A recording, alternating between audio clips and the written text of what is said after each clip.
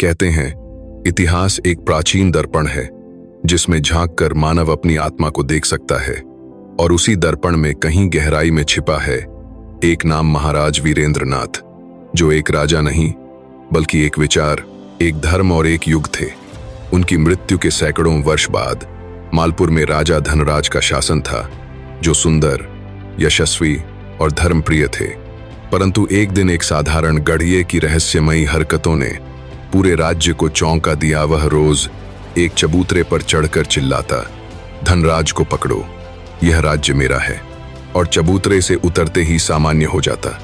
जब राजा ने खुद वहां जाकर यह दृश्य देखा और विद्वानों से परामर्श लिया, तो उन्होंने कहा कि इस चबूतरे में कुछ अद्भुत छिपा है, और खुदाई में निकला एक दिव्य सिंहासन जिसमें 32 सुंदर पुतलियां जड़ी थीं।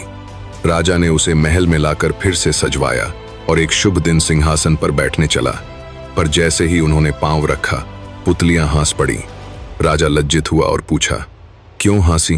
तब पहली पुतली चंद्रिका मानव रूप में प्रकट हुई और बोली, यह सिंहासन वीरेंद्रनाथ का है, तुम उनके सामने कुछ भी नहीं।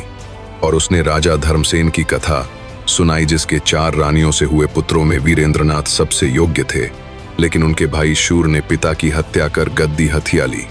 वीरेंद्रनाथ ने संयम से काम लिया, जंगल में रहे, फिर बुद्धिमत्ता से शूर का वध कर प्रतिशोध लिया, और एक दिन उन्हें बलवंत नामक राजा से एक दिव्य सिंहासन प्राप्त हुआ, जिसे महादेव ने इंद्र को दिया था।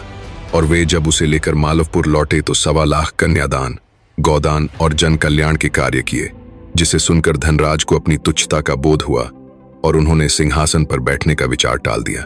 पुतलियां अब एक एक कर वीरेंद्रनाथ की गाथाएं सुनाने को तैयार थीं, ताकि राजा धनराज समझ सके कि केवल राजा बनना महानता नहीं, बल्कि सच्चा इंसान बनना ही असली सिंहासन की पात्रता है।